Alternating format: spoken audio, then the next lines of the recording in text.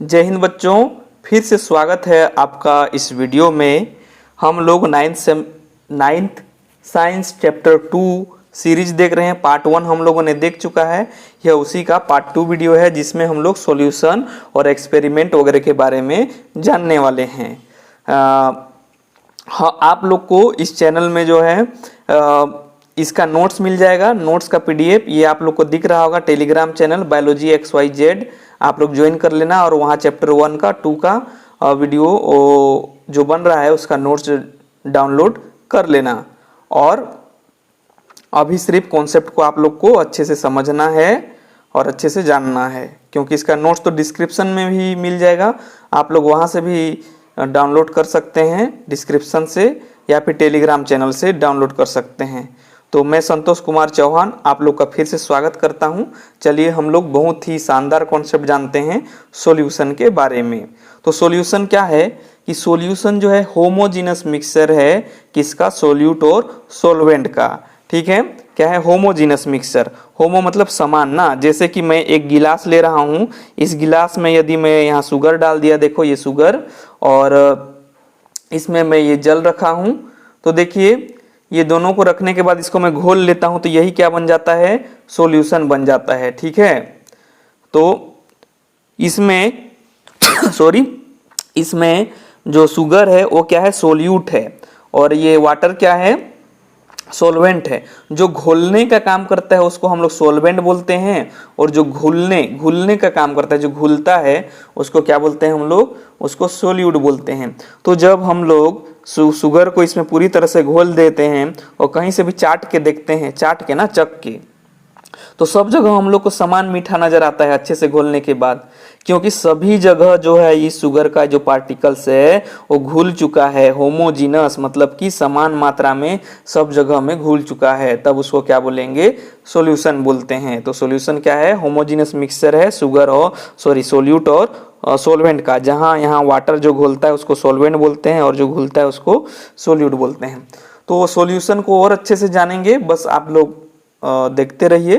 ठीक है जी बच्चे लोग, तो देखिए सोल्यूट के बारे में जान लेते हैं। सोल्यूट क्या है तो मैं पहले ही बोल चुका हूं, आप लोग भी जान रहे हैं। सोल्यूट जो घुलता है, ऐसा कंपोनेंट जो सॉल्वेंट में घुलता है, जो डिजोल्व होता है, उसको सोल्यूट बोलते हैं। चलिए देख लेते हैं। The component that are dissolve in the solvent is called solute. जो सॉल्वेंट में घुलता है उसी को क्या बोलते हैं, सोल्यूट बोलते हैं। जैसे एग्जांपल के लिए शुगर हो गया, ये सोडियम क्लोराइड। सोडियम क्लोराइड ही यही क्या है, नमक है, ठीक, जिसको हम लोग खाते हैं सोडियम क्लोराइड। ठीक है, क्योंकि ये घुलता है तो ये सोल्यूट। अब सॉल्वेंट क्या है, सॉल्वेंट वह कंपोनेंट है जो सोल्यूट को अपने में घोलता है। ठीक है, मैं रंग शरबतों का तू मीठे घाट का पानी वाला एक गाना चल रहा था, तो ये पानी क्या है, सॉल्वेंट है ना। तो the component that dissolve the other component is called solvent. ऐसा कंपोनेंट जो दूसरे कंपोनेंट को घोलता है अपने में, उसी को सॉल्वेंट बोलते हैं। जैसे कि देखो ये जल, वाटर, H2O है ना, तो ये हो गया। अब सॉल्यूशन क्या है, तो देखिए सॉल्यूशन क्या है, a solution is homogeneous mixture of 2 और मोर सब्सटेंसेस। तो 2 या 2 से अधिक सब्सटेंसेस का होमोजीनस मिक्सचर है। तो वो सब्सटेंसेस क्या क्या हो जाएंगे, पहला तो सोल्यूट होगा और दूसरा जो सब्सटेंसेस होगा वो क्या होगा, एंड सॉल्वेंट होगा, क्योंकि एक घोलने वाला और एक घुलने वाला है ना। तो ये सॉल्यूशन जो है होमोजीनस मिक्सचर है सोल्यूट और सॉल्वेंट का, मतलब उसमें जो घुला रहता है वो सब जगह बराबर मात्रा में होता है। जब गिलास से अच्छे से घोल लेते हो तो चाटते हो या चख के देखते हैं तो सभी जगह समान मीठा आता है ना, इसीलिए होमोजीनस। होमो मतलब समान होता है, सब जगह घुला हुआ। एग्जाम्पल देख लो, sugar solution and salt water. Salt water नमक को घोले हैं, गुनगुना पानी वगैरह में घोलते हो तो देखिए इसमें जो साल्ट है सोल्यूट है और वाटर क्या है, सॉल्वेंट है ना। तो मैं इसको एक लाइन में कैसे डिफाइन कर सकता हूं कि जो सोल्यूट है और सॉल्वेंट है उसका होमोजीनस मिक्सचर को ही सॉल्यूशन बोला जाता है। ठीक है, तो एक कॉन्सेप्ट और जान लेते हैं सोल्यूबिलिटी का। ठीक, चलिए सोल्यूबिलिटी देखिए। सोल्यूबिलिटी क्या है, सोल्यूट का सोलवेंट में घुलने की एबिलिटी को ही, डिजोल्व होने की एबिलिटी को ही क्या बोला जाता है, सोल्यूबिलिटी बोला जाता है। ठीक है जी। तो देखिए यहाँ क्या है, ability to solute to dissolve into solvent. ये कोई सोल्यूट है, वह सोलवेंट में जितना घुलेगा ना, उसी एबिलिटी को सोल्यूबिलिटी बोलते हैं। अब कॉन्सेंट्रेशन ऑफ सॉल्यूशन देखो, कॉन्सेंट्रेशन मतलब कितना ज़्यादा गाढ़ा सॉल्यूशन है, कितना पतला सॉल्यूशन है। ठीक है, तो देख लेते हैं, the concentration of a solution is the amount of the solute present in the given amount of the solution. कि किसी सॉल्यूशन में सोल्यूट का कितना मात्रा है, उसी को कॉन्सेंट्रेशन बोलते हैं। यदि सोल्यूट का ज़्यादा मात्रा है तो गाढ़ा विलयन बन जाता है, ज़्यादा मीठा वाला। जैसे कि मैं एक गिलास लिया हूँ, इस गिलास में यदि मैं इतना पानी लिया हूँ, इसमें 10 चम्मच शक्कर डाल दे रहा हूँ तो गाढ़ा बना, मतलब ज़्यादा कॉन्सेंट्रेट हो गया। यदि एक ही चम्मच में इस गिलास में शक्कर डालूंगा और पानी रहेगा तो उसको क्या बोलूँगा, पतला, मतलब कम कॉन्सेंट्रेशन बोलूँगा। ज़्यादा मीठा होगा तो ज़्यादा कॉन्सेंट्रेशन, कम होगा तो कम कॉन्सेंट्रेशन। ठीक है, चलिए अगले बात हम लोग टाइप्स ऑफ सॉल्यूशन के बारे में जानते हैं। बहुत ही इंपॉर्टेंट है टाइप्स ऑफ सॉल्यूशन। देखो तो बच्चों, अब हम लोग कहाँ क्या देख रहे हैं, टाइप्स ऑफ सॉल्यूशन के बारे में जानते हैं। तो इसमें देखिए, सबसे पहले जो है हम लोग किसके जानेंगे, अनसेचुरेटेड सॉल्यूशन के बारे में। तो अनसेचुरेटेड सॉल्यूशन क्या है, ऐसा सॉल्यूशन है जिसमें हम लोग जो सोल्यूट है उसको और ज़्यादा घोल सकते हैं। मान लो कोई ये गिलास बना हुआ है, देखो इसमें हम लोग 1 चम्मच शक्कर डाले हैं और इतना तक पानी है। तो इसमें जो हम लोग और ज़्यादा क्या घोल सकते हैं, और ज़्यादा सोल्यूट घोल सकते हैं, तो उसको अनसेचुरेटेड सॉल्यूशन बोलते हैं। ठीक है, ठीक, अनसेचुरेटेड सॉल्यूशन बोलते हैं। तो एक बार फिर देखिए, अनसेचुरेटेड सॉल्यूशन क्या है कि हम लोग किसी में और ज़्यादा सोल्यूट उसमें डालेंगे, किसी वाटर में या किसी सॉल्यूशन में, तो उसको अनसेचुरेटेड सॉल्यूशन, मतलब और जो है घोला जा सकता है इसमें, तब उस कंडीशन को क्या बोलेंगे, अनसेचुरेटेड सॉल्यूशन बोलते हैं। ठीक है, थोड़ा क्वालिटी आप लोग बढ़ा लीजिएगा, थोड़ा कम क्वालिटी दिख रहा होगा तो, है ना। मैं मोबाइल से ही वीडियो रिकॉर्ड कर रहा हूँ, इसीलिए थोड़ा सा देख लेना, है ना। तो देखिए क्या बोलता है ये concept, unsaturated solution refers to solution where more solute can be dissolve, कि वहाँ पर और ज़्यादा जो है सोल्यूट डिजोल्व किया जा सकता है एट स्पेसिफिक टेम्परेचर। लेकिन टेम्परेचर क्या होना चाहिए, स्पेसिफिक होना चाहिए। ठीक है, चलिए। और सेचुरेटेड सॉल्यूशन क्या है, तो सेचुरेटेड सॉल्यूशन ऐसा सॉल्यूशन है जिसमें हम लोग और ज़्यादा नहीं घोल सकते, जितना घुलना था पूरा भर गया ना, पूरा गाढ़ा हो गया ना, और ज़्यादा हम लोग इसको नहीं घोल सकते स्पेसिफिक टेम्परेचर में, तब उसको सेचुरेटेड मतलब संतृप्त हो गया, है ना। जितना घुलना था घुल चुका और नहीं घुलने वाला। जैसे कि क्या बोल रहे हैं देखते हैं, a saturated solution refers to solution where no addition solute, और जो है एडिशन नहीं कर सकते और ऐड नहीं कर सकते हैं, can be dissolve at specific temperature, कि स्पेसिफिक टेम्परेचर में हम लोग सोल्यूट को और ऐड करके नहीं घोल सकते हैं, तब उसको क्या बोलेंगे, सेचुरेटेड सॉल्यूशन। मतलब उसको जो चाहिए, जितना घुलना चाहिए उतना घुल चुका है ना। ठीक है, जितना जरूरत था उसको पूर्ति हो गया है घुलने के लिए, और नहीं घुलेगा। अब बहुत ही इंपॉर्टेंट है कोलोइड सॉल्यूशन। ठीक, कोलोइड सॉल्यूशन भी ये हेट्रोजीनस मिक्सचर है। देखो ये कोलोइड सॉल्यूशन है, लेकिन ये हेट्रोजीनस है ना, होमोजीनस नहीं है। मतलब जो विले के पार्टिकल होंगे, जो सोल्यूट होगा, कहीं ज़्यादा घुला होगा तो कहीं कम घुला होगा। जैसे कि मैं बोलूँ, ये मैं कोई कोलोइड सॉल्यूशन बना रहा हूँ, ठीक है, ये गिलास है मान लो ये, तो इसमें देखो कहीं पर ज़्यादा सोल्यूट होंगे, कहीं पर कम सोल्यूट होगा, और पानी तो सब जगह, विले तो सब जगह बराबर होंगे, लेकिन जो सोल्यूट पार्टिकल होगा, सोल्यूट जो उसमें घुलता है, वो कहीं ज़्यादा तो कहीं कम होगा। यहाँ पर ज़्यादा है, ये तीर का चिन्ह मतलब ज़्यादा को दिखा रहा है, और यहाँ पर ये सोल्यूट क्या होगा, कम होगा। तो क्योंकि हेट्रोजीनस मिक्सचर है, हेट्रो मतलब होता है असमान, कि यहाँ जो सोल्यूट है सॉल्यूशन में असमान मात्रा में घुले हुए होते हैं। ठीक, तो चलिए देख लेते हैं, colloid solution is the heterogeneous mixture of solute and solvent का हेट्रोजीनस मिक्सचर है। In this solution particles are larger than solution particle but smaller than suspension particle. देखो इसमें जो सोल्यूट पार्टिकल्स होगा वो सॉल्यूशन वाला जो सॉल्यूशन है उस सॉल्यूशन के सोल्यूट पार्टिकल से इसका सोल्यूट का जो है ज्यादा होगा, इसका कण का साइज जो है ज्यादा होगा ना, ये थोड़ा बड़ा होगा सॉल्यूशन की तुलना में, ठीक है। और सस्पेंशन से कम होगा। अभी सस्पेंशन के बारे में हम लोग कुछ ही देर में पढ़ने वाले हैं। तो सस्पेंशन से यहाँ सोल्यूट पार्टिकल छोटा होगा लेकिन सॉल्यूशन से सोल्यूट पार्टिकल यहाँ का बड़ा होगा। तो चलिए हम लोग इसी में कोलोइड, देखो बहुत इंटरेस्टिंग है कि कोलोइड में ही हमको ब्राउनियन मूवमेंट देखने को मिलता है। क्या देखने को मिलता है?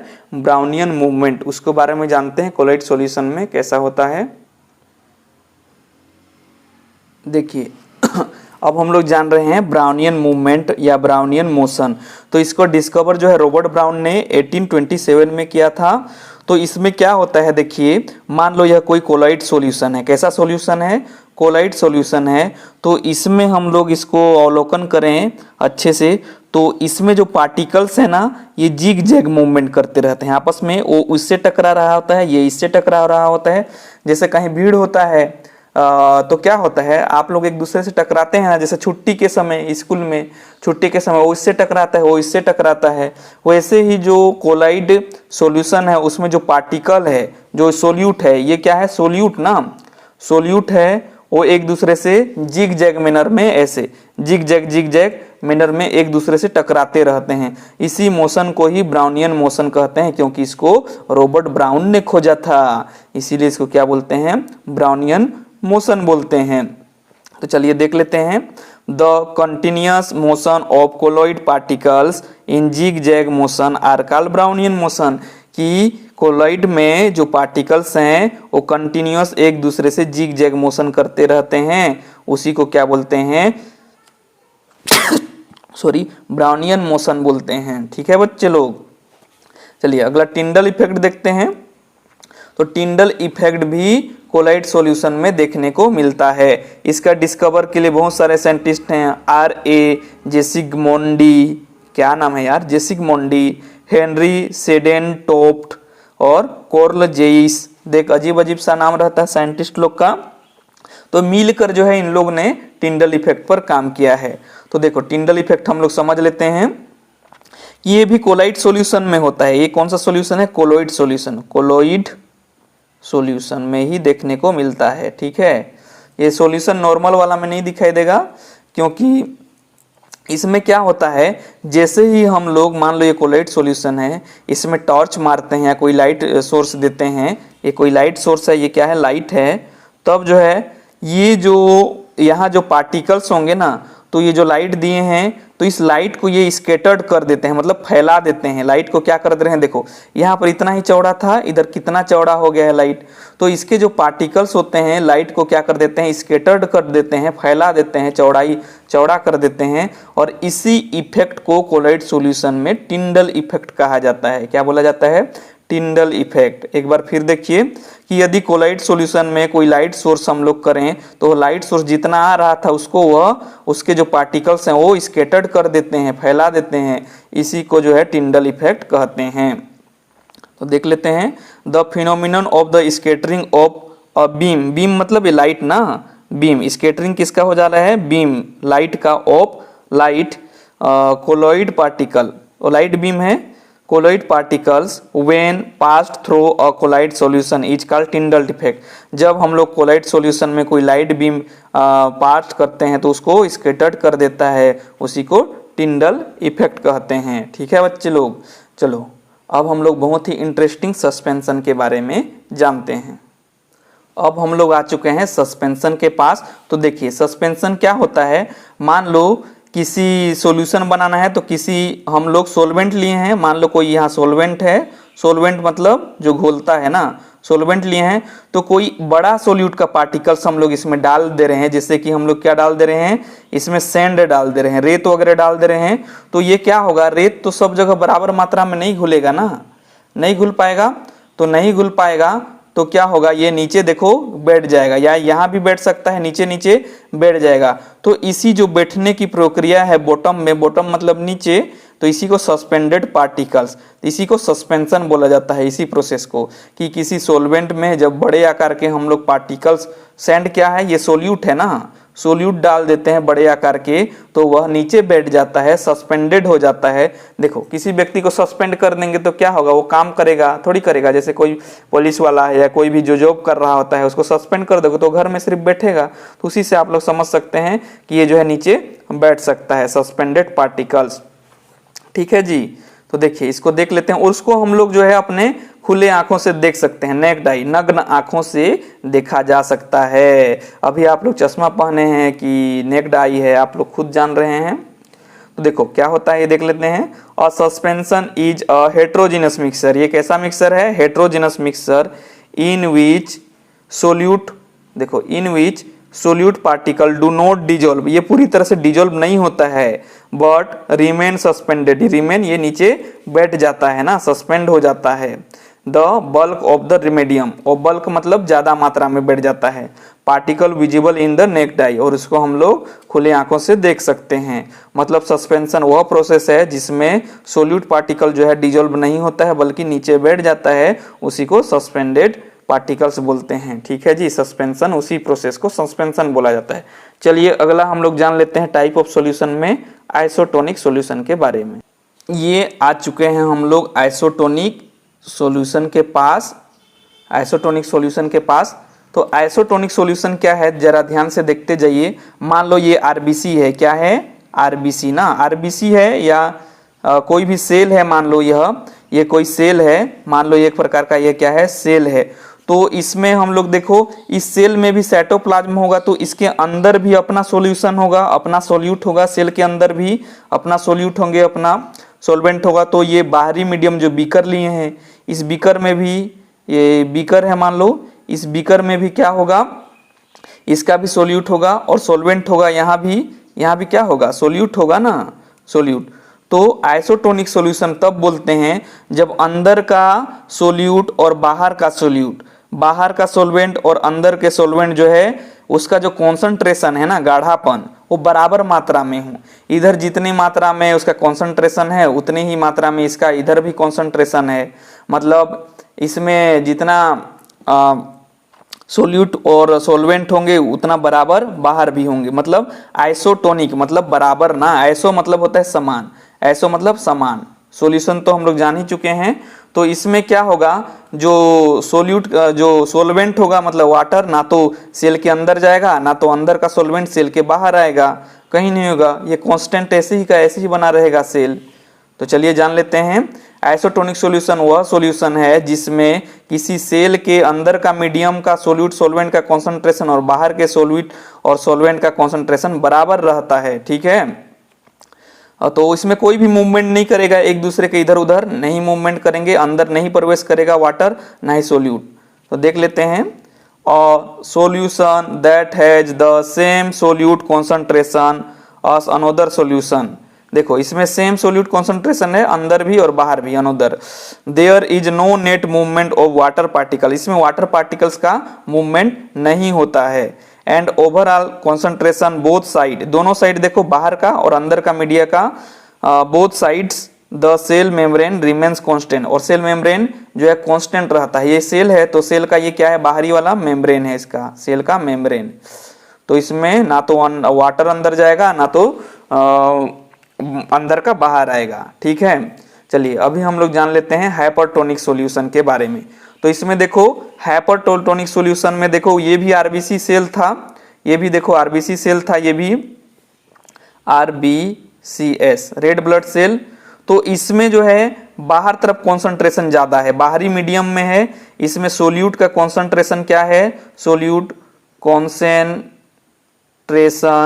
ज्यादा है, मतलब ये ज्यादा गाढ़ा है। ये देखो हाई ना, हाई लिख दे रहा हूं, सोल्यूट कॉन्सेंट्रेशन इधर क्या है, हाई है, और इधर कम है।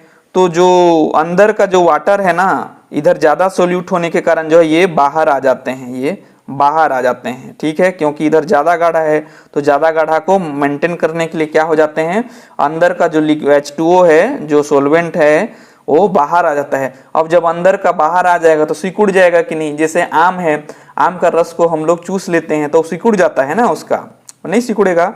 तो ऐसे ही इधर ज्यादा गाढ़ापन है, तो जिसके कारण जो है यहाँ का वाटर जो है बाहर निकल गया, इसके कारण ये क्या हो जाता है, सिकुड़ जाता है। मतलब बाहर कॉन्सेंट्रेशन सोल्यूट का ज्यादा है, अंदर कम है ना।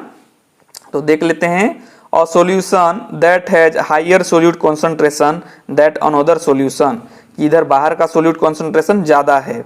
Water particle will move out the cell, तो वाटर पार्टिकल जो है मूव आउट कर लेते हैं सेल से, सेल रिजल्टिंग द श्रिंक्ड, और सेल क्या हो जाता है, देखो श्रिंक्ड हो जाता है, मतलब सिकुड़ जाता है। जैसे आम को चूस लेने के बाद उसका रस को निकाल लेने के बाद क्या हो, सिकुड़ जाता है, वैसे ही इधर ज्यादा कॉन्सेंट्रेशन है बाहर में, इसके कारण अंदर का वाटर जो है बाहर आ जाता है, जिसके कारण ये सेल जो है सिकुड़ जाता है। चलिए अभी हम लोग हाइपोटोनिक सॉल्यूशन के बारे में जानते हैं।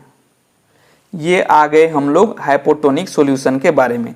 देखो हाइपोटोनिक सॉल्यूशन में अब क्या होगा, सेल के अंदर ना इधर सोल्यूट का कॉन्सेंट्रेशन अब ज्यादा होगा, अब बारी बारी बदली हो गया, सोल्यूट कॉन्सेंट्रेशन मतलब गाढ़ापन ना, ट्रेशन मतलब सोल्यूट पार्टिकल ज्यादा होगा, इसमें हाई होगा, ठीक, और बाहर तरफ ये कम होगा, इसमें सोल्यूट का कॉन्सेंट्रेशन लो, सोल्यूट कॉन्सेंट्रेशन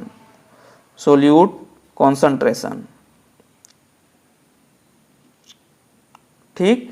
अब इधर लो सोल्यूट कॉन्सेंट्रेशन है, तो देखो लो है मतलब इधर ज्यादा पानी है और अंदर में ज्यादा सोल्यूट है, तो ये बाहर का जो H2O है, H2O ये अंदर आने लगेगा H2O, तो ये सेल क्या हो जाएगा, फूल जाएगा ना, फूल जाएगा। अब ज्यादा खाना खाते हो, पानी भी पी देते हो, उसके बाद पेट को छू के देखना तो कैसे फूल जाता है थोड़ा, और पहले देखना, पहले थोड़ा कम फूला रहता है, जब खिला देते हो तो ज्यादा फूल जाता है। तो इधर सोल्यूट का कॉन्सेंट्रेशन ज्यादा होने के कारण जो है इधर पतला है, तो इसके कारण सारा पानी जो है अंदर आ जाता है, जिसके कारण सेल एक्सपेंडेड हो जाता है, मतलब फूल जाता है। एक्सपेंडेड होना मतलब फूल जाना है ना।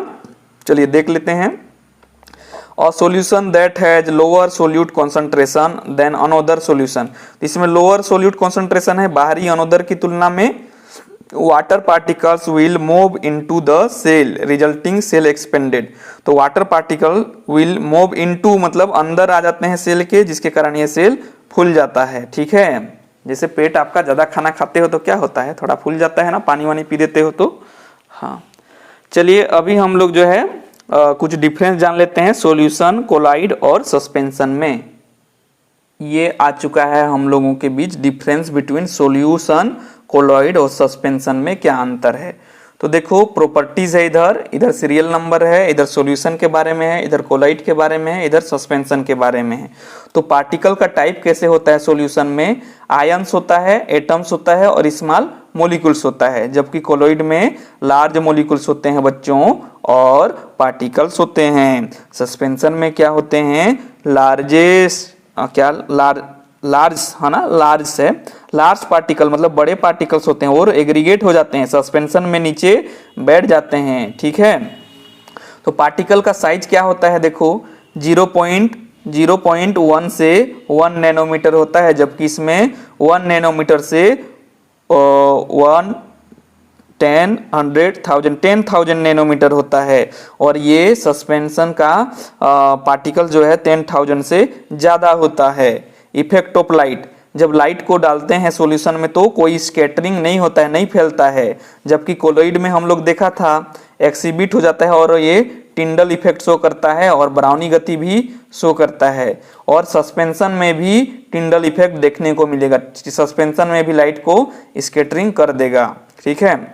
इफेक्ट ऑफ ग्रेविटी देखो, स्टेबल डज नॉट सेपरेटेड, जो ग्रेविटी है उसका प्रभाव नहीं पड़ता है, और जो है सोल्यूट पार्टिकल जो है नीचे नहीं बैठते हैं सॉल्यूशन में, और जबकि कोलॉइड में भी स्टेबल डज नॉट सेपरेटेड और सोल्यूट पार्टिकल सेपरेट नहीं होते हैं और नीचे नहीं जमते हैं, लेकिन जो सस्पेंशन है उसमें अनस्टेबल होता है और सस्पेंडेड इन बॉटम, सारा जो है ग्रेविटी के प्रभाव से नीचे बैठ जाते हैं, है ना। गुरुत्वाकर्षण बल, जो जमीन में ऊपर उछलते हैं तो नीचे गिर के आते हैं ना, तो ये अट्रैक्शन फोर्स को ही ग्रेविटी बोलते हैं। यूनिफॉर्मिलिटी देखो कैसे मतलब वितरण हुआ है, कैसे वहाँ फैला हुआ है, उसी को देखते हैं। तो ये होमोजीनस होता है सॉल्यूशन, सब जगह बराबर मात्रा में सॉलिड पार्टिकल जो है घुले हुए होते हैं। और हेट्रोजीनस होता है कोलोइड, असमान मात्रा में मिले हुए होते हैं सोल्यूट। और सस्पेंशन भी असमान मात्रा में होते हैं घुले हुए सोल्यूट पार्टिकल। एग्जाम्पल में है शुगर, वाटर और सॉल्यूशन। और ये कोलोइड में गम और इसमें सोएंड एंड वाटर का। ठीक है, अब देखो कुछ जो है डिफरेंट टाइप के फिजिकल स्टेट के मैटर हैं और उनका कॉम्बिनेशन से क्या क्या बनता है ना। तो देखो लिक्विड, ये सोल्यूट इधर लिखे हैं, इधर सोलवेंट लिखे हैं, उससे क्या बनता है और इसका एग्जाम्पल। तो लिक्विड और गैस को मिलाते हैं तो एरोसोल बनता है, जिसका एग्जाम्पल फॉग है और क्लाउड्स। क्या चल रहा है, फॉग चल रहा है, ऐसे बोलते थे ना एडवर्टाइजमेंट में, तो वही है। लिक्विड और गैस जब मिलाते हैं तो एरोसोल बनता है, एग्जाम्पल है फॉग और क्लाउड्स, मतलब वही जो बादल वाला। और सॉलिड और गैस को मिलाते हैं तो एरोसोल बनता है, जैसे स्मोक, बीड़ी सिगरेट। गैस और लिक्विड को मिलाते हैं तो फोम बनता है, जैसे सोडा वाटर, शेविंग क्रीम। अभी आप लोग कहाँ से शेविंग करोगे कि कर रहे होगे, देखो दाढ़ी वाड़ी आ गया होगा। तो लिक्विड और लिक्विड को मिलाते हैं तो इमल्सन कहलाता है, जैसे कि एग्जाम्पल में lemon juice, milk, face cream. Gas और गैस को मिलाते हैं तो एरोसोल बनता है, जैसे एयर में नाइट्रोजन, ऑक्सीजन सब गैस हैं, सब गैस ही गैस हैं। सॉलिड और लिक्विड को मिलाते हैं तो सी वाटर, जैसे सॉलिड है नमक और वाटर है वाटर, क्या रहेगा। और सॉलिड और सॉलिड को मिलाते हैं तो एलोस मिश्र धातु बनता है, जैसे ब्रास और ब्रोंज बनता है, ब्रोंज से मिलके एलोस बनता है, मिश्र धातु है। ये भी क्या है, सॉलिड है, ये भी सॉलिड है। ठीक है, तो चलिए इसके बाद हम लोग जान लेते हैं physical change and chemical change के बारे में। देखो physical change and chemical change, इधर केमिकल चेंज इधर फिजिकल चेंज। पहला देख लेते हैं, change do not result formation of new substances, कि इसमें जो है चेंज हो जाने के बाद जो है न्यू सब्सटेंसेस नहीं बनते हैं। जैसे कि मैं जल और रेत को मिला दूं, मिट्टी को, सैंड को, तो नया सब्सटेंसेस नहीं बनता है। जबकि केमिकल चेंज हो जाने पर change result formation of new substances, जैसे कार्बन और ऑक्सीजन दोनों गैस, दोनों को मिला देने पर कार्बन डाइऑक्साइड बन जाते हैं। जैसे कि हाइड्रोजन प्लस ऑक्सीजन को मिला देने पर क्या बन जाते हैं, H2O बन जाते हैं, H2 प्लस O2 को मिला देने के बाद। तो ये गैस थे, अभी क्या बन गए, लिक्विड बन गए। तो ये न्यू सब्सटेंसेस बन जाते हैं, जबकि ये नहीं बनते हैं इसमें। During physical change substances do not alter their identity, मतलब कि फिजिकल जब चेंज होता है तो उसमें जो चीज बना होता है वो जो है अपना मूल गुण को नहीं खोता है। जैसे कि रेत और मिट्टी को, रेत और पानी को मिला देता है तो पानी पानी का नेचर रहता है, रेत रेत का नेचर रहता है। लेकिन जब chemical change substances alter their identity, जैसे हम लोग यहाँ पर जैसे H2 प्लस O2 को मिलाए तो ये दोनों पहले हाइड्रोजन गैस था, ऑक्सीजन भी गैस था, लेकिन हम लोग H2O बना दिए तो क्या बन गया, ये लिक्विड बन गया। मतलब ये अपना आइडेंटिटी खो दिए ना, इन लोग गैस थे तो लिक्विड बन गए, ये लोग गैस थे दोनों, ये भी और ये भी, तो ये लॉस देयर आइडेंटिटी। ये जो है केमिकल चेंज सब्सटेंस है, अल्टर मतलब बदल जाते हैं, उनका आइडेंटिटी पहले जैसे था वैसे अब नहीं रहते हैं। जैसे दो लोग शादी कर लेने के बाद बदल जाते हैं, बोलते हैं ना, उस टाइप से।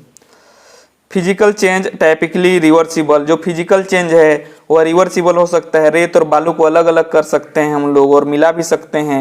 लेकिन chemical change typically irreversible, chemical change एक बार हो जाने के बाद वो इरिवर्सिबल नहीं होते हैं। जैसे कि मैं जला दूं कपड़ा को तो फिर से एक जले हुए कपड़े से अच्छा कपड़ा थोड़ी बनेगा, है ना। तो मोस्टली जो है ये रिवर्सिबल होते हैं ये। और change in the physical state, देखो size, state and shape of the substances are example of physical change. जैसे कोई भी चीज का उसका साइज बदल रहा है, उसका स्टेट बदल रहा है, उसका शेप बदल रहा है, आकार, तब उसको फिजिकल चेंज बोलते हैं। लेकिन केमिकल चेंज किसको बोलेंगे, substances are convert entire new substances, कि केमिकल चेंज में वह पूरी तरह से नया सब्सटेंसेस बन जाता है ड्यूरिंग केमिकल चेंज। देखो ये लिक्विड पूरी तरह से नया बन गया, ऐसा। एग्जाम्पल देखो मेल्टिंग ऑफ आइस, जब आइस को हम लोग मेल्ट कर देते हैं तो पानी बदल जाता है। और बॉइलिंग ऑफ वाटर, वाटर को जब हम लोग बॉइलिंग कर देते हैं, गर्म कर देते हैं तो वह गैस बन जाता है, वेपर। इसमें example rusting of iron, iron देखते हो आप लोग, लोहा में जंग लग जाता है तो कैसे हरा हरा, हरा नहीं रेडिश टाइप का दिखाई देता है, वो केमिकल चेंज है। बर्निंग ऑफ पेपर, पेपर भी एक बार जल जाने के बाद उसमें केमिकल चेंज हो जाता है, वो रिवर्सिबल नहीं होता है। चलिए अभी बहुत ही इंटरेस्टिंग कॉन्सेप्ट जाने वाले हैं, एक्सपेरिमेंट के बारे में थोड़ा जानते हैं। चलिए, ये आ गए हैं एक्सपेरिमेंट, ठीक है। इसमें हम लोग सेपरेशन कर रहे हैं साल्ट को और कपूर को, ठीक है। कपूर जानते हो जो व्हाइट कलर का होता है, साल्ट मतलब नमक में यदि कपूर मिल गया है, दोनों देखो व्हाइट कलर के होते हैं, साल्ट भी और नमक भी दोनों व्हाइट कलर का हो गया है और दोनों मिल गए हैं, तो दोनों को कैसे अलग करेंगे? तो अलग करने के लिए क्या करते हैं, देखो यहाँ पर हम लोग साल्ट और कपूर को मान लो ऐसे मिक्स करके रख दिए हैं, है ना।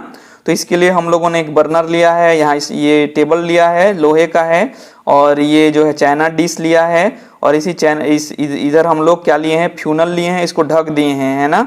और इधर कॉटन प्लग लिए हैं, उसमें बंद कर दिए हैं, और वेपर ऑफ कॉम्फ्यूर्स। अब देखो क्या किए हैं हम लोग, स्टैंड के ऊपर में चाइना डिश रखे हैं, चाइना डिश के ऊपर में हम लोग मिक्सर रखते हैं, किसका, कम्फूर एंड साल्ट का। कपूर और साल्ट का यहाँ मिक्सर रख दिए हैं, दोनों व्हाइट कलर है, तो उसको हम लोग अलग कैसे करेंगे देखो, और इसको कीप लगा के इधर फ्यूनल से ढक दिए हैं। जब हम लोग बर्नर से इसको गर्म करते हैं तो ये प्लास्टिक का टेबल नहीं है ना, नहीं तो जल जाएगा। तब जो है कपूर जो है, कम्फोर बोलते हैं इंग्लिश में, तो ये कम्फोर जो है ओलेटाइल नेचर का होता है। क्या, ओलेटाइल मतलब कि ये वाष्प बन जाता है, थोड़ा गैसियस नेचर का हो जाता है और उड़ने लगता है। तो यहाँ जब गर्म करते हैं तो चाइना डिश में रखा हुआ, तो यहाँ पर जो कपूर है थोड़ा उड़ जाता है और यहाँ चिपक जाता है। देखो स्कीप में सोलिडिफाइड कम्फूर, ये चिपक जाता है, लेकिन जो साल्ट है वो नीचे बैठा रहता है क्योंकि वो ओलेटाइल नेचर का नहीं होता है। तो इस तरह फिर इसको, ये बीकर को उठा के अलग रख देंगे और यहाँ से इसको कपूर को अलग निकाल लेंगे हम लोग, है ना। तो क्या किए देखिए, सबसे पहले हम लोग चाइना डिश में मिक्सर ले लिए हैं, किसका, कपूर और साल्ट का, क्योंकि दोनों व्हाइट कलर के होते हैं तो मिक्स हो गए हैं। तो अलग कैसे करेंगे, और ऊपर से कीप में हम लोग ढक दिए हैं और ऊपर में ये रुई लगा दिए हैं, कॉटन प्लग, और ये फ्यूनल है। तो जब इसको हम लोग गर्म करते हैं बर्नर से, तो ये इसमें रख दिए हैं टेबल, ये लोहे वोहे का होगा ना, प्लास्टिक का नहीं होगा। तो ये जो है जो कपूर है थोड़ा उड़ के इधर ये जमा हो जाता है, कहाँ जमा हो जाता है, इसके ये दीवार में। तो इसको उठा के फिर इसको हम लोग आसानी से अलग कर सकते हैं और नीचे साल्ट जो है बैठ जाएगा, ठीक है। ये हो गया। अगला हम लोग जानते हैं, अगला मेथड बहुत इंटरेस्टिंग है, separation of two miscible liquids by distillation. मान लो हम लोग एक यहाँ क्या लिए हैं, डिस्टिलेशन फ्लास्क है, इसमें वाटर भी है, H2O है और एसीटोन है, ठीक है। एसीटोन एक एल्कोहल है, तो इसमें जल भी है और एसीटोन भी है। अब इनको हम लोग अलग कैसे करेंगे, फिर से वही लोहे का टेबल और बर्नर लगा दिए हैं, इधर से देखो ये स्टैंड लगा दिए हैं, ये डिस्टिलेशन फ्लास्क है, इधर ये क्लैंप है, टाइट करने के लिए अच्छे से ये होल्डर से पकड़ा दिए हैं, इधर थर्मामीटर लगा दिए हैं, और इधर देखो वाटर आउटलेट करने के लिए ये क्लैंप लगा दिए हैं, वाटर कंडेंसर लगा दिए हैं, ठीक है, और इसको व्यवस्थित कर दिए हैं। अब दोनों ये जो मिक्सर है वाटर और एसीटोन का जब गर्म करते हैं तो एसीटोन जो है ज़्यादा वोलेटाइल नेचर का होता है, मतलब कि वह वाष्पीकृत होके उड़ जाता है। तो जो एसीटोन है इस मार्ग से जाते हुए, ये इधर जाते हुए, ये वोलेटाइल नेचर होने के कारण जो है इधर आ करके फाइनली जो है यहाँ से यहाँ पर जमा होने लगता है एसीटोन। और जो है वो थोड़ा ज़्यादा गर्म नहीं करते हैं, क्यों, कम गर्म में ही एसीटोन जो है क्या करता है, वो भाप बन के उड़ने लगता है और इधर जमा हो जाता है। क्योंकि ज़्यादा 100 अंश से ज़्यादा करेंगे तो वाटर भी जो है भाप बनने लगेगा। तो थोड़ा सा कम ही मात्रा में, इसीलिए यहाँ थर्मामीटर लगाए हैं, इसको 100 डिग्री अंश सेल्सियस से कम गर्म करते हैं। क्योंकि 100 अंश सेल्सियस करेंगे या ज़्यादा हम लोग टेम्परेचर देंगे तो पानी भी उड़ जाएगा, तो दोनों फिर से क्या हो जाएगा, मिक्स हो जाएगा।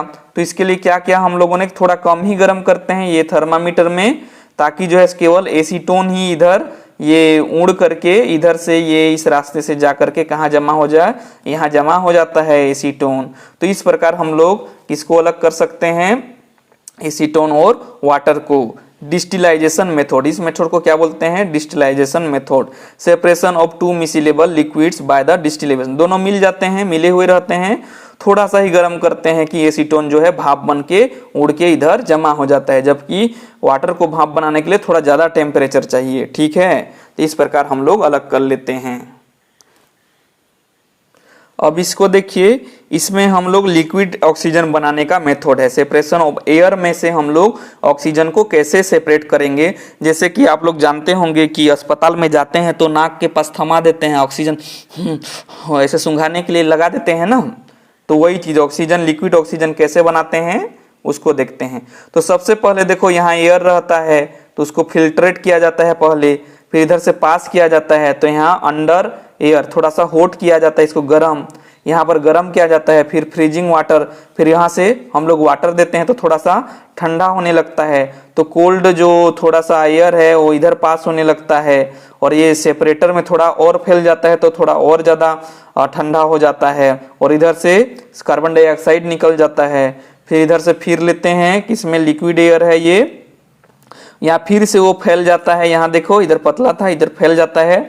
फिर यहाँ फ्रैक्शन डिस्टिलेशन, यहाँ और ज़्यादा फैल जाता है। तो इधर ये जो पोर बना है यहाँ से नाइट्रोजन जो है बाहर निकल जाता है, यहाँ से आर्गन बाहर निकल जाता है और सारा लिक्विड ऑक्सीजन जो है यहाँ जमा हो जाता है और यहाँ से निकाल करके हम लोग जमा कर लेते हैं और कोई पेशेंट को हम लोग सूंघाने के लिए, मतलब सांस लेने के लिए ले जाते हैं और इसका यूज करते हैं। चलिए एक बार फिर देख लेते हैं। सबसे पहले यहाँ मिक्स्ड एयर लिए, उसको थोड़ा सा यहाँ फिल्टर किए, फिर यहाँ पर थोड़ा हॉट एयर लिए, यहाँ हॉट कर देते हैं थोड़ा सा, यहाँ एयर अंडर प्रेशर, ज़्यादा प्रेशर होता है तो यहाँ ज़्यादा गर्म हो जाता है। अब इसको गर्म को ठंडा करने के लिए यहाँ से कुछ एयर जो है पास भी हो जाता है ना। तो इधर से फ्रीजिंग कोल्ड वाटर इधर से थोड़ा सा देते हैं, फ्रीजिंग वाला, तो ये थोड़ा ठंडा हो जाता है। फिर ये एयर जो है इधर जाता है कंप्रेस्ड होके, कंप्रेस्ड थोड़ा सा ये इधर फैला था इधर कंप्रेस्ड हो जाता है।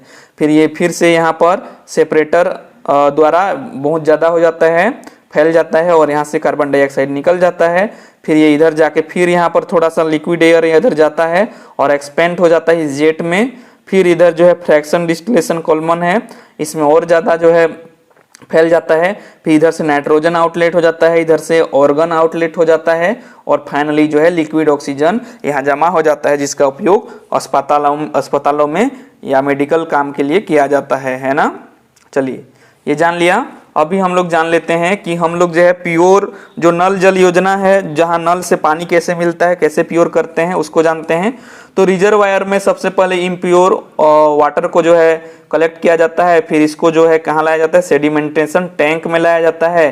फिर इसके इधर लाने के बाद इसको इधर भेजा जाता है लोडिंग टैंक में, यहाँ लोड होता है।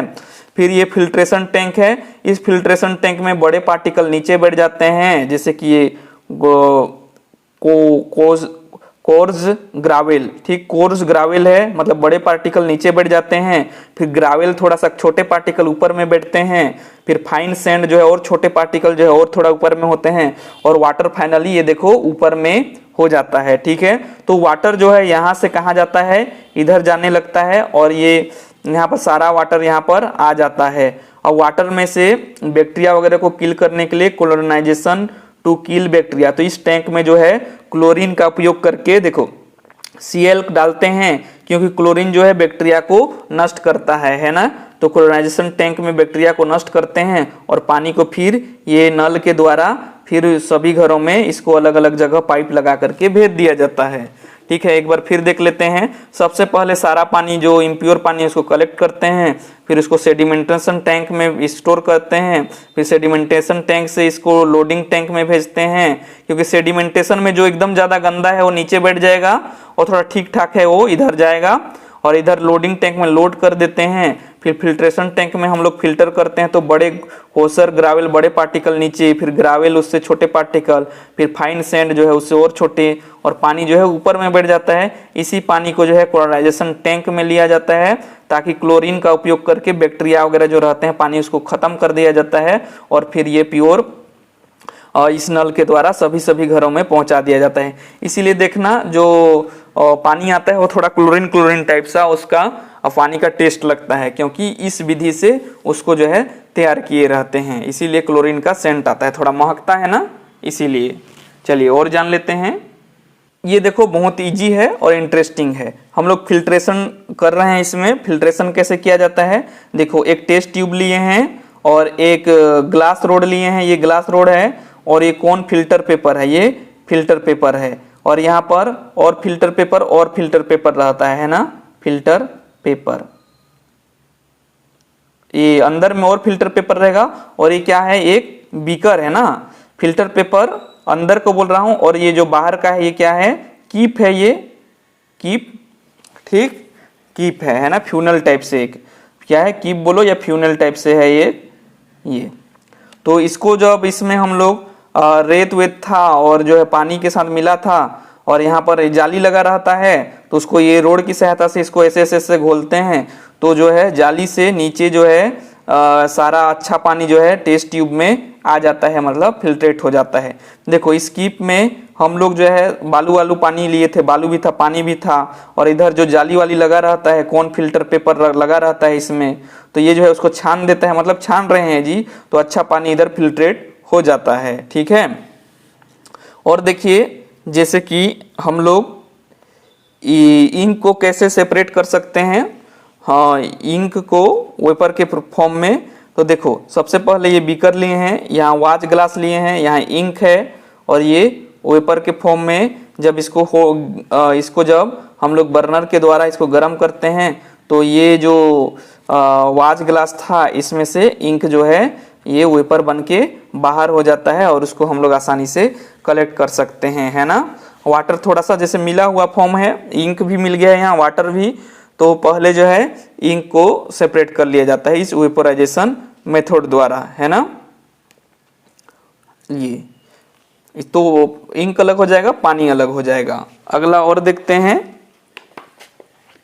ये देखिए, ये है सेपरेटिंग ऑफ मिसिलेबल लिक्विड। इसमें दो टाइप का लिक्विड है, मान लो जल के साथ ऑयल मिल गया है, केरोसिन ऑयल, तो ये जो सेपरेटिंग फ्यूनेल है इसमें जब हम लोग डाल देते हैं, और केरोसिन ऑयल भी था, पानी भी था, वाटर भी था, तो जो है केरोसिन ऑयल जो है ऊपर तैरने लगता है और वाटर जो है नीचे बैठ जाता है। उसी को हम लोग जो है स्टॉप कोक की वजह से इधर हम लोग इसको कलेक्ट कर सकते हैं नीचे में, है ना। इसको क्या कर सकते हैं, इधर से कलेक्ट कर सकते हैं, किसको, वाटर को, क्योंकि ये जो सेपरेटिंग फ्यूनल है ये वाटर और केरोसिन ऑयल को अलग अलग कर देता है।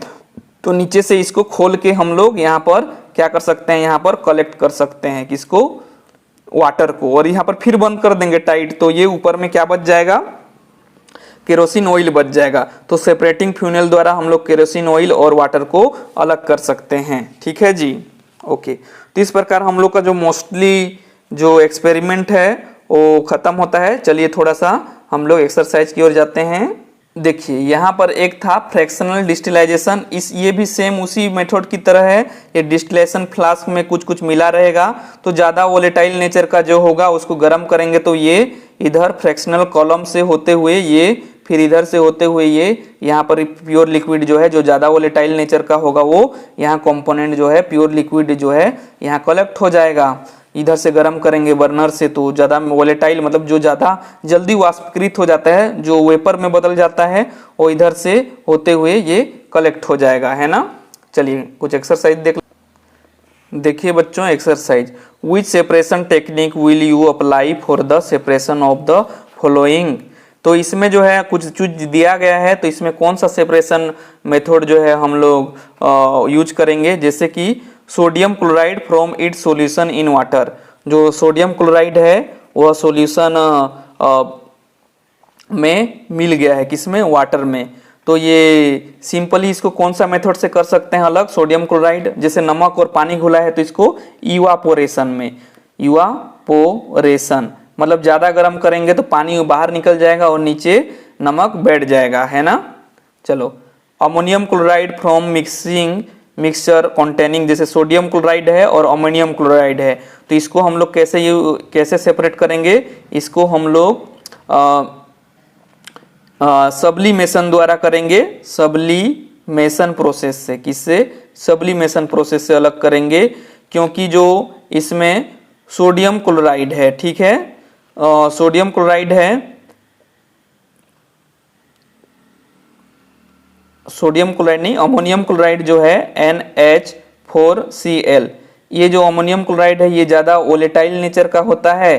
तो ये जो है सब्लिमेशन से जो है इसको डायरेक्ट हम लोग क्या कर सकते हैं, इनको सॉलिड से गैस में हम लोग इसको ट्रांसफर कर सकते हैं। सब्लिमेशन में क्या होता है, गैस से सॉलिड से गैस में कन्वर्ट कर सकते हैं। तो इसको थोड़ा हीट करेंगे तो ये गैस में अलग हो जाएगा, और सोडियम क्लोराइड मतलब कि NaCl, ये तो जान रहे हैं नमक है, तो ये नीचे बैठ जाएगा। अगला देखो, small piece of metal in the engine oil of a car. देखो स्मॉल पीस है मेटल्स का, कोई मेटल का लोहा लोहा वहाँ होगा, और इंजन ऑयल है तो उसको अलग करने के लिए हम लोग किसका उपयोग करेंगे, फिल्ट्रेट कर देंगे, फिल्ट्रेशन मेथड द्वारा फिल्ट्रेशन कर देंगे तो वो अलग हो जाएगा। अब है different pigments from the extract of the flower petals. जो फ्लावर है, मान लो ये फ्लावर्स है तो ये इसका पेटल्स होता है ना इस तरह से, तो इसमें जो पिगमेंट है इसमें कलर वाला, तो उसको अलग कैसे करेंगे हम लोग, उस मेथड का नाम है क्रोमेटोग्राफी। कलर, क्रोमेटो मतलब क्रोमेटोग्राफी द्वारा, क्योंकि क्रोमेटो मतलब होता है कलर, कलर सेपरेशन द्वारा अलग अलग पिगमेंट को अलग अलग कर सकते हैं। बटर फ्रॉम कर्ड, जो बटर है उसमें कर्ड मिल गया है तो इसको सेंट्रीफ्यूगेशन द्वारा अलग कर सकते हैं, सेंट्रीफ्यूगेशन है ना ये। और ऑयल फ्रॉम वाटर, ऑयल और वाटर को कैसे कर सकते हैं, सेपरेटिंग फ्यूनेल, अभी देखे थे हम लोग, सेपरेटिंग फ्यूनेल द्वारा कर सकते हैं। Tea leaves from the T, tea leaves है, टी का पत्ती है किसमें, चाय पत्ती में है, तो इसको कैसे कर सकते हैं, फिल्टर कर सकते हैं, छान सकते हैं, फिल्ट्रेशन। वैसे भी हम लोग चाय बनाते हैं तो छानते ही हैं। आयरन पिन्स फ्रॉम सेंट, बालू के साथ क्या मिल गया है, आयरन का पिन मिल गया है लोहा का, तो इसको चुंबक लाएंगे तो कर सकते हैं, उसी को मैग्नेटिक सेपरेशन बोलते हैं, मैग्नेटिक सेपरेशन। अब देखो, fine mud particle suspended in water, water के साथ जो है कीचड़ मिला हुआ है तो उसको अलग करने के लिए हम लोग क्या कर सकते हैं, सेंट्रीफ्यूगेशन कर सकते हैं। ठीक है, देखो इसमें क्या है, which of the following materials falls in the category of a pure substances, इसमें कौन कौन जो है प्योर सब्सटेंसेस है, कौन नहीं है। तो आइस क्या है, देखो आइस भी प्योर सब्सटेंसेस है, मिल्क नहीं है, आयरन प्योर सब्सटेंसेस है, HCl भी प्योर सब्सटेंसेस है, कैल्शियम ऑक्साइड भी प्योर सब्सटेंसेस है, मरकरी भी प्योर सब्सटेंसेस है, ब्रिक प्योर सब्सटेंसेस नहीं है, और वुड भी नहीं है, और ये एयर भी प्योर सब्सटेंसेस नहीं है, क्योंकि इसमें बहुत सारे क्या है, गैस जो है मिले हुए होते हैं, है ना। तो ये हो जाता है। ठीक, अगला देखते हैं, identify the solution among the following mixture, कि इसमें जो है कौन कौन से solution among, identify the solution among the following mixture, कि इसमें सॉल्यूशन कौन कौन से हैं। तो देखो सोइल तो सॉल्यूशन नहीं है, सी वाटर सॉल्यूशन है, एयर भी एक टाइप का सॉल्यूशन है गैस वाला, है ना, कोल जो है सॉल्यूशन नहीं है, सोडा वाटर जो है सॉल्यूशन है। अगला देखिए, which of the following show the Tyndall effect, Tyndall effect कौन सा करेगा, साल्ट सॉल्यूशन करेगा, नहीं करेगा क्योंकि ये प्योर सॉल्यूशन है। मिल्क करेगा, हाँ करेगा क्योंकि कोलाइड सॉल्यूशन है। सल्फेट वाला कॉपर सल्फेट सॉल्यूशन ये भी नहीं करेगा। Star solution Tyndall effect show करता है। Which of the following chemical change, इसमें कौन कौन सा केमिकल चेंज है, देखिए ग्रोथ इन प्लांट ये भी केमिकल चेंज है, रस्टिंग इन आयरन जंग लग जाना ये भी है, कुकिंग ऑफ फूड ये भी है, डाइजेशन फूड ये भी केमिकल चेंज है, फ्रीजिंग ऑफ वाटर ये नहीं है, ये फिजिकल चेंज है, mixing iron filing the sand ये भी फिजिकल चेंज है, और ये बर्निंग ऑफ कैंडल ये जो है फिजिकल चेंज है। ये P एंड C, P मतलब फिजिकल चेंज, C मतलब केमिकल चेंज, क्योंकि जो बर्निंग ऑफ कैंडल है, कैंडल पहले क्या में था, पहले जो है सॉलिड था कैंडल, फिर वो जलता है तो थोड़ा लिक्विड हो जाता है, फिर सॉलिड हो जाता है, मतलब फिजिकल चेंज भी हो रहा है, सॉलिड से लिक्विड, लिक्विड से सॉलिड, और जो जल रहा है ना वो केमिकल चेंज है। और जो राइट किया हूँ ये C मतलब केमिकल चेंज है, ये भी केमिकल चेंज, ये भी केमिकल चेंज, ये भी केमिकल चेंज, और कट किया हूँ ये फिजिकल चेंज है, और ये भी फिजिकल चेंज है, P मतलब फिजिकल चेंज, है ना। तो इस प्रकार हम लोगों ने इस पूरे चैप्टर को अच्छे से एंजॉय किया है। तो यदि आप भी चैनल पे नए हैं तो चैनल को सब्सक्राइब करके बेल आइकन प्रेस करके जुड़ सकते हैं, और इसका नोट जो है डिस्क्रिप्शन और बायोलॉजी XYZ टेलीग्राम चैनल से पा सकते हैं। आप लोग इतना दूर तक वीडियो देख रहे हैं, आपको बेस्ट ऑफ लक, आपका बहुमूल्य समय देने के लिए बहुत बहुत धन्यवाद। नेक्स्ट वीडियो में हम लोग चैप्टर 3, 4 सारे को हम लोग डिस्कस करने वाले हैं एक एक करके। ओके बच्चों, best of luck, take care, मिलते हैं नेक्स्ट वीडियो में।